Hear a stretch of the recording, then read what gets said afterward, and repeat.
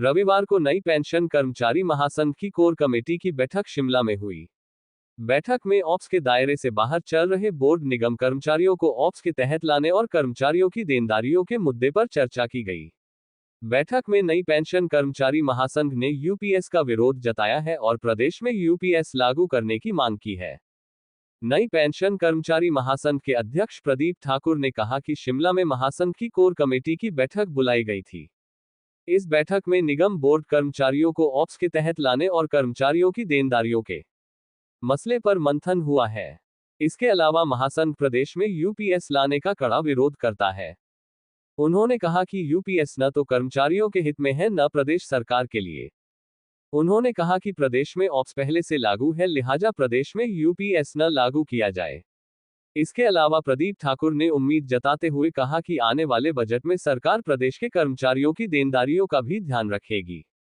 वहीं महासंघ की मान्यता के प्रश्न पर प्रदीप ठाकुर ने कहा कि मुख्यमंत्री और सरकार को मालूम है कि कर्मचारियों का सहयोग किसके पास है, ऐसे में उन्हें उम्मीद है कि जल्द ही जेपीसी की बैठक बुलाई जाएगी।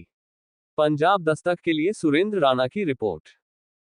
इसमें निर्णय लिया गया कि जो हमारे छूटे हुए कर्मचारी हैं, जिनको ओपीएस से जो छूटे हैं, खास करके हमारे बिजली बोर्ड के साथी, उनको कैसे जो है वो ओपीएस के दायरे में आए, और जितने और निगम बोर्ड के साथी जो लगातार ओपीएस की मूवमेंट में हमारे साथ थे, उन सबको कैसे जो है वो पुरानी पेंशन मिले, इसको लेकर हमने रणनीति तय की है और कुछ कार्यक्रम निर्धारित किए हैं।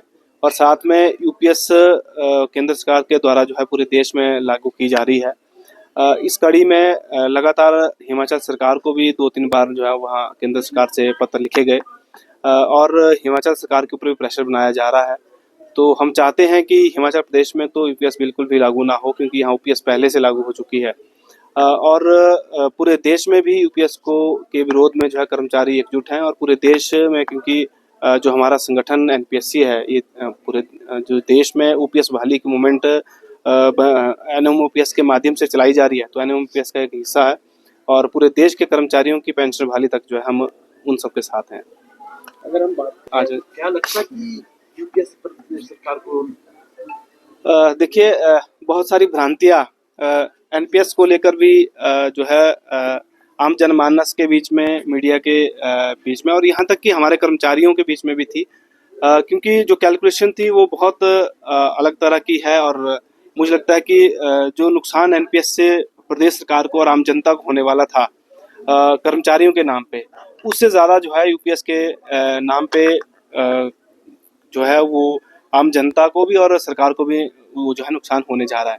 एनपीएस स्कीम का विरोध हमने इसलिए किया था क्योंकि जो है 14% सरकार का पैसा और 10% जो है कर्मचारियों का पैसा प्राइवेट हाथों में दिया जा रहा था। और यूपीएस तो इसलिए ज़्यादा खराब है वो, क्योंकि यहाँ 14% जो सरकार का पैसा दिया जाता था, वो अब 18.5% जो है वो होने जा रहा है। तो ये उल्टा नुकसानदेही स्कीम सरकार और आम जनता के लिए है। मुझे लगता है इससे भार ज़्यादा पड़ेगा। यूपीएस जी बिल्कुल, यूपीएस पे जो है ज़्यादा, यूपीएस से ज़्यादा भार जो है वो सरकार पे पड़ने वाला है। सरकार के मंत्री तो कह चुके हैं कि कैबिनेट में जो है इस पर विचार किया जा सकता है, सरकार इस पर विचार कर सकती है, इसको इस तरह से देखते हैं। देखिए, कैबिनेट मिनिस्टर ने क्योंकि जैसे आप मुझसे प्रश्न पूछ रहे हैं, वैसे ही मुझे लगता है कि उसमें उनसे जब मीडिया के बंधुओं ने प्रश्न पूछा तो उन्होंने स्पष्ट रूप से ये कहा कि कैबिनेट में हम डिस्कस कर सकते हैं कि जो कर्मचारियों के लिए बेहतर होगा हम वही जो है वो स्कीम हिमाचल प्रदेश में रखेंगे। लेकिन माननीय मुख्यमंत्री महोदय से इस बीच हमारी जो कोर कमेटी के साथियों की मुलाकात हुई है, उनका स्पष्ट मानना है कि हिमाचल प्रदेश में ओपीएस बहाल हुई है और हमेशा जो है जब तक उनकी सरकार है या हिमाचल प्रदेश में, मैं ये कह सकता हूँ कि एनपीएससी का जब तक संगठन हमारा मजबूत है और जब तक हमारा संगठन है, ये ओपीएस जो है वो इसी तरह से बहाल रहेगी और आने वाले जितने भी कर्मचारी हैं उनको भी पुरानी पेंशन के दायरे में ही लिया जाएगा। और उसी कड़ी में मैं कहना कि क्योंकि माननीय सुक्खू जी जो है एक जब निर्णय लेते हैं तो मुझे लगता है कि इस तरह के जो हितकारी निर्णय हैं उनसे वो कभी पीछे नहीं हटें। और दूसरी बात, आज हम माननीय उप मुख्यमंत्री महोदय की भी स्टेटमेंट पढ़ रहे थे, सुन रहे थे, उनकी ओर से भी यही कहा गया है कि ये मंत्रिमंडल के द्वारा जो है लिया गया निर्णय है। और साथ में जो जगत सिंह नेगी जी जो हमारे माननीय मंत्री हैं, उनके द्वारा भी जो है यही कहा गया है। तो मुझे लगता है कि ऐसा कहीं किसी भी मंत्री ने नहीं कहा कि हम यूपीएस की ओर जा रहे हैं। हाँ, ये जरूर जो है मंत्रियों के द्वारा कहा जा रहा है कि हम ओपीएस पे अड़िग हैं और ओपीएससी जो है हिमाचल प्रदेश में रहेगी। लेकिन जो पीएस की मांग कर रहे हैं उन पर जो है सरकार कार्यवाही कर रही है, उसको आप किस तरह से देखते हैं? देखिए, मुझे नहीं लगता कि किसी भी कर्मचारी के ऊपर जो है इस तरह की कार्रवाई हुई है। अगर कहीं हुई भी है तो हम कोशिश करेंगे कि उनसे बात करके और सरकार के बात करके वो सारी जो है जो भी कार्रवाई हुई है उसको विड्रॉल करवाएंगे। महासंघ की जो मान्यता का प्रश्न है वो कहाँ तक पहुंचा है और क्या स्थिति है आगे आप देखते हैं? देखिए, क्योंकि महासंघ का प्लेटफॉर्म एक अलग प्लेटफॉर्म है, लेकिन फिर भी हम सब कर्मचारी हैं और एनपीएससी की बात हो, महासंघ की बात हो, प्रदेश हित में जितने भी कर्मचारी संगठन बने हैं हम सभी एक हैं। और जहां तक महासंघ की मान्यता की बात है, आज भी हमारे साथ पंडित जी खड़े हैं। अपने वक्तव्य में पहला जो इनकी ओर से जो बात कही गई वो महासंघ की मान्यता को लेकर ही कही गई।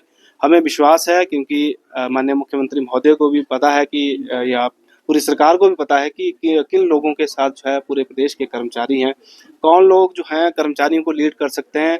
कर्मचारियों को भी ये मालूम है कि कौन लोग जो हमारी समस्याओं को सरकार तक जो है वो रख सकते हैं। तो इसलिए मुझे विश्वास है बहुत जल्द जो है जीसीसी की बैठक जो है वो होने वाली है।